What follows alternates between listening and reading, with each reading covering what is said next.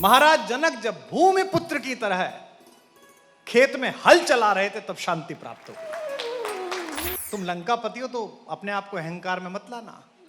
मैं जिसकी पत्नी हूं वो अयोध्यापति है, अवधपति है। मैं तो चाहता हूं भारतीय सेना के हाथ में भी जो कार्बाइन है वो हिंदुस्तान के किसी साधु के आश्रम में बनी हुई हो। एक लड़की अपने पति के साथ भी इतना सुरक्षित अनुभव नहीं करती जितना अपना भाई के साथ सुरक्षित अनुभव करती है।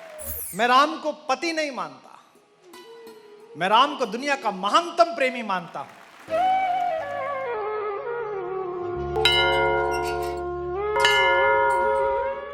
गोस्वामी जी कहते हैं कि मेरी भाषा में तो कुछ नहीं है, इसमें केवल राम का नाम है इसलिए महत्वपूर्ण है। कोरोना शांति काल था। बहुधा हम बंधनों को बाध्यता समझते हैं, जबकि बंधन में होना बाध्य होना नहीं है। बड़े बड़े लोग बंधन में रहे हैं लेकिन वो बाध्य नहीं रहे हैं, दोनों में अंतर है। बहुत सारे लोग जेल में रहे हैं, गांधी जेल में रहे हैं, सुभाष जेल में रहे हैं, नेल्सन मंडेला जेल में रहे हैं। वो बंधन में रहे लेकिन बाध्य नहीं रहे हैं। इसीलिए मैं कोरोना को शांति काल कहता हूं, मनुष्यता का विश्रांति काल कहता हूं, जहां इस आतुर मनुष्यता ने मिसाइलों के रूप में अपनी शक्ति को गिनने वाले लोगों ने ठहर कर कुछ पल विश्राम किया और कुछ पल सोचा। कोरोना में हम ऐसे बंदी रहे जैसे सीता मां भारतेश्वरी अशोक वाटिका में बंदी रही। अब कोई सोच सकता है कि जिसने अपने कैशोर्य काल में महादेव का धनुष घर में सफाई करते हुए उल्टे हाथ से उठा दिया हो, वो रावण के यहां बंदी रह सकती है? हो ही नहीं सकता। सीता बंधन में थी पर बाध्य नहीं थी। इसीलिए अहंकारी और दुराचारी रावण ने जब जब उनकी मर्यादा के विपरीत बात की, मां सीता ने उसे अपनी शक्ति प्रदर्शित करते हुए कभी अपने कुलवंश के बारे में नहीं बताया। और मैं सदा कहता हूं कि शांति किसके घर आती है, शांति किसके परिवार में पहुंचेगी। शांति पैदा हुई विदेह के घर में। महाराज जनक जब राज्यसभा में बैठकर नीति की चर्चा कर रहे थे तब सीता पैदा नहीं हुई। महाराज जनक जब धर्म संसद में बैठकर धर्म की चर्चा कर रहे थे तब सीता पैदा नहीं हुई। महाराज जनक जब भूमि पुत्र की तरह खेत में हल चला रहे थे तब शांति प्राप्त हुई। इस पूरी कथा का प्रतीक शास्त्र ही अद्भुत है। मुझसे बहुत सारे लोग पूछते हैं, कवि सम्मेलन में सबसे ही चल रहा था, 3-4 साल से राम पे क्यों बोलने लगा? मैंने कहा मैं इसलिए बोलने लगा कि मेरी बेटी ने 15 वर्ष की आयु में मुझसे पूछा कि जहां तक मैंने सुना राम ने तो अपनी प्रेग्नेंट पत्नी को छोड़ दिया था, आप इसे कैसे जस्टिफाई करेंगे? तो मुझे लगा ये काम तो धर्म के महारथियों का था कि वो जनता को, नई जनरेशन को बता पाते कि मर्यादा पुरुषोत्तम राम के साथ जोड़े गए सारे प्रवाद किस तरह पाठांतर हैं, किस तरह बाद में जोड़े गए हैं। और छोटे बच्चों की क्लास में अगर टॉम, डिक, हैरी की कहानियां सुनाकर प्ले स्कूल की मैडम पूछ सकती है कि मॉरल ऑफ द स्टोरी क्या है, अगर वो एक हैरी पॉटर, उस पर आपका मॉरल ऑफ द स्टोरी आ सकता है, तो आपके घर में जो पैदा हुए उस पर क्यों नहीं आ सकता है? लेकिन हमने अपनी वैचारिकी में ये बो लिया है, और ये शायद मानसिक गुलामी की बेड़ियां हैं कि बाहर से जो आया है सब शोभन है, घर में जो बना है वो अशोभन है, उसमें कुछ बात नहीं है। मैं तो चाहता हूं भारतीय सेना के हाथ में भी जो कार्बाइन है वो हिंदुस्तान के किसी साधु के आश्रम में बनी हुई हो। चेकोस्लोवाकिया की और रूस की लेकर खुश हो, भारत की लेकर शंका में हो।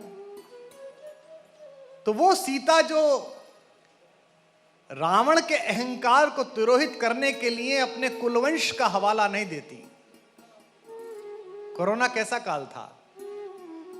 जिन्होंने मानस जिया, जिन्होंने राम जिया, वो प्रसन्न थे। मैं तो परम प्रसन्न था। जिन्होंने बाजार जिया वो संकट में थे। जिन्होंने परिवार जिया था, जिन्होंने संस्कार जिया, वो प्रसन्न थे।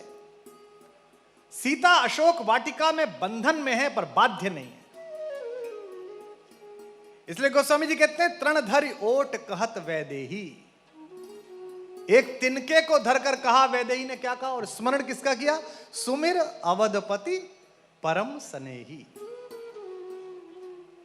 मेरे परिचितों में एक बच्ची मुझसे पूछ रही थी कि साहब ये मिथ आपके यहां बड़े अजीब है, तिनका रख के ऐसा क्या साहस आ गया कि तिनका रख के रावण डर गया।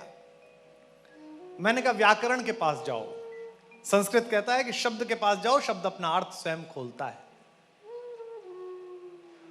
तिनके को संस्कृत में भूमिज कहते हैं, भूमि से पैदा। और भारतेश्वरी मां सीता का एक नाम है भूमिजा, भूमि से पैदा। यानी कि गोत्र के हिसाब से देखो, शब्द के हिसाब से देखो तो तिनका सीता का भाई है। और इस परिसर में बहनें बैठी हैं, हमारी भाभियां बैठी हैं, बेटियां बैठी हैं। एक लड़की अपने पति के साथ भी इतना सुरक्षित अनुभव नहीं करती जितना अपना भाई के साथ सुरक्षित अनुभव करती है। तो वो तिनका नहीं है, वो प्रकृति की पुत्री का भाई है जो आगे बैठा हुआ है। वाह क्या बात है, वाह। तृणधर ओट कहत वैदेही, सुमर अवधपति परम स्नेही। कैसे अयोध्यापति? साथ में बताती भी है वो कि तुम लंकापति हो तो अपने आप को अहंकार में मत लाना। मैं जिसकी पत्नी हूं वो अयोध्यापति है, अवधपति है। वो तपस्वी राम का स्मरण नहीं करती, वो अपने प्रेमी राम का स्मरण नहीं करती। मैं राम को पति नहीं मानता, मैं राम को दुनिया का महानतम प्रेमी मानता हूं, जिसने एक आतंकवादी के द्वारा अपहृत की गई अपनी पत्नी के लिए सागर पाताल एक कर दिया, समुद्र पर बांध बना दिया। लोग प्रेम का प्रतीक ताजमहल को दिखाते हैं अक्सर। हो सकता है ताजमहल भी प्रेम का प्रतीक हो, पर ऐसा क्या प्रेम जिसके निरूपण में निरपराध लोगों के हाथ काट दिए जाएं। शाहजहां की अनेक पत्नियों में एक थी वे, और उनके भी शाहजहां दूसरे पति थे।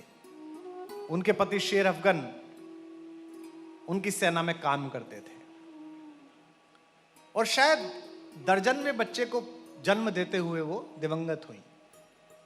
और जिस समय बंगाल में दुर्भिक्ष पड़ा 24 साल का, उस समय ताजमहल को तामीर कराया गया।